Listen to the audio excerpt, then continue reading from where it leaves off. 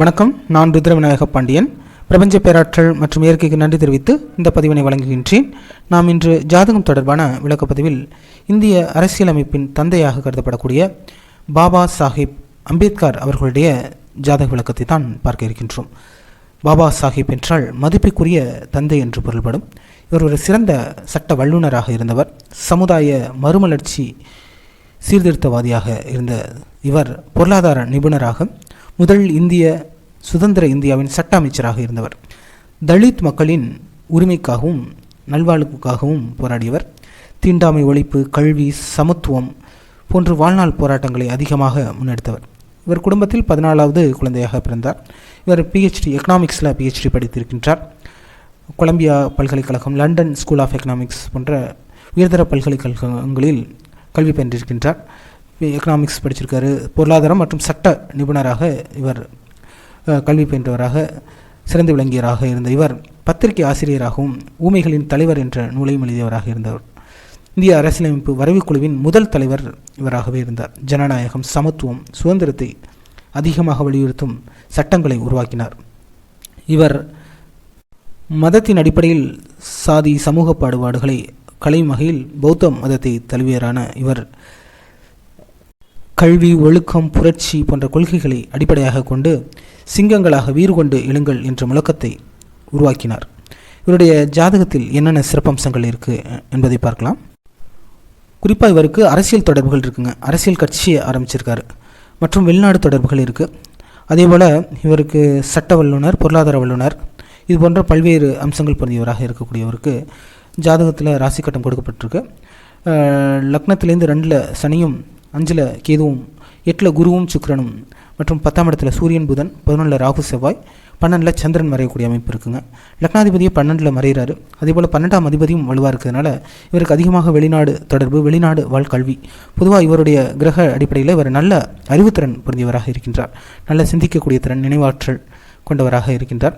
அதிகமான வாழ்வியல் இலக்குகள் லட்சியம் கொண்டு இயங்கக்கூடியவராகவும் அதிக போராட்டங்களையும் முன்னெடுத்து அதை சார்ந்து உரிமைகளை மீட்டெடுக்கக்கூடியவராக இருக்கின்றார்.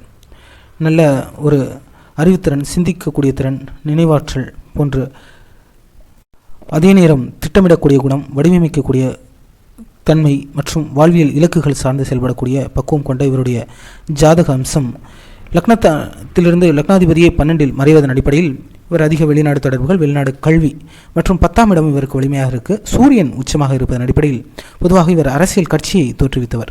பொதுவாக சூரியன் 10ஆம் இடத்துல உச்சமாக இருந்தாலே அவங்க தனக்கென்று ஒரு அரசியல் அங்கீகாரம் கிடைக்க அரசியல் கட்சியை தோற்றுவித்தார். மற்றும் அரசியல் இவருக்கு மிகப்பெரிய அளவுக்கு குலைச்ச முடியவில்லை. ஆனால் மத்திய அமைச்சராக இருந்திருக்கின்றார்.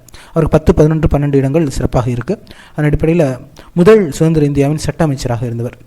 இதனால் சட்ட அமைச்சராக இருந்தார்னா பொதுவாக ஒருத்தவங்களுக்கு பொருளாதார துறையும் சட்டத்துறை ரெண்டுமே வரணும், கை தேர்ந்தவராக இருக்கணும்னா உங்களுக்கு பொதுவாக லக்னாதிபதியே சந்திரனாக இருக்கிறதும், குரு சந்திரனை பார்க்குறதும், இவர் பொருளாதார நிபுணராக இருக்கார். அதே போல் சூரியன் புதன் சேர்க்கை இருந்தாலும் நல்ல அறிவுத்திறன் இருக்குது. எக்கனாமிக்ஸ் இதில் சிறந்த வல்லுநராக இருந்தார். அதே போல் சட்டத்துறை ஒருத்தவங்களுக்கு வரணும்னாலே குரு சனி இந்த கிரகங்கள் வலிமையாக இருக்கணும். குரு சனி பார்வை அமைப்புகளாக இருக்கட்டும்.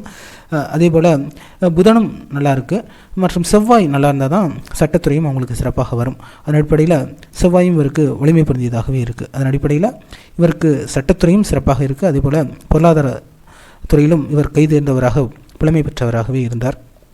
பொதுவாக அதிகப்படியான கல்வி, ஒரு முனைவர் பட்டம் இதெல்லாம் படிக்கணும்னாலே அவங்களுக்கு 11, 12ஆம் இடங்கள்லாம் வலிமையாக இருக்கணும். அந்த தன்மை பொருந்திய கிரக அமைப்புகள் தான் இவருக்கு இருக்குது. சமூக சீர்திருத்தவாதியாக இருந்ததுக்கு இந்த 8ல் குரு சுக்கிரன் அது மறையக்கூடியது தான்.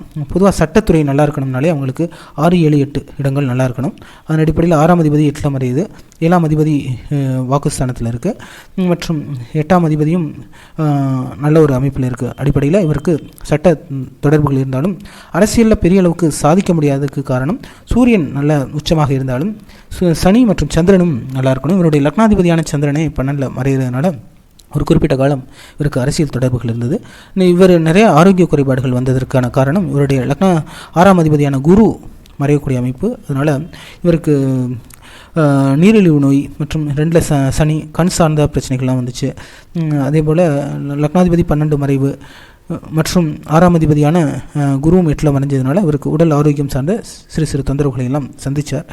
மற்றும் இவர் பல்வேறு புத்தகங்களை எழுதியிருக்கின்றார். அதன் அடிப்படையில் இவருக்கு புதன் வலிமையாக இருக்குது. அதே போல் லக்னாதிபதி 12ஆம் இடம் தொடர்பு இருக்கிறதெல்லாம் இவருக்கு புத்தக ஆர்வம், ஒரு பத்திரிகை ஆர்வம் இதெல்லாம் வந்ததுக்கு காரணமாக இருந்திருக்கின்றது. குறிப்பாக நான் சொன்ன மாதிரி குரு சுக்கிரன் 8ஆம் இடம் இருந்தாலே அவங்களுக்கு சமூக சீர்திருத்த நோக்கம்லாம் அதிகமாக இருக்கும். குறிப்பாக அவருக்கு இது போன்ற கிரக அமைப்புகள், ராகு செவ்வாய் தொடர்புகள்லாம் ஒரு மத நம்பிக்கையில் இருக்கக்கூடிய ஒரு வித்தியாசமான ஒரு எண்ணங்கள். அதன் அடிப்படையில் அவர் பௌத்த மதத்தை தழுவியராக இருந்தார். 11ஆம் இடம் ராகு செவ்வாய். இவர் 14வது குழந்தையாக பிறந்தார். அதாவது 11 அவங்க மூத்த சகோதர அமைப்புகள் ராகு செவ்வாய் இருக்கக்கூடியது. இவர் குடும்பத்தில் இவர் 14வது குழந்தையாக பிறப்பதற்கு காரணமாக அமைந்திருக்கின்றது.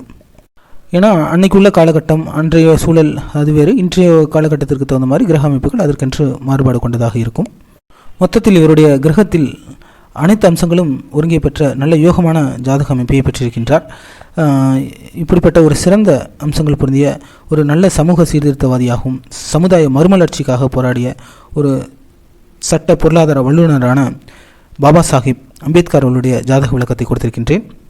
மீண்டும் இதுபோன்ற ஜாதகம், ஜோதிடம் தொடர்பான விளக்கப்பதிவில் உங்களை சந்திக்கின்றேன். புவியுள்ள காலமெல்லாம் புகழோடு வாழ்ந்திடுவீர். வையகம் செழிக்க வாழ்க வளமுடன்.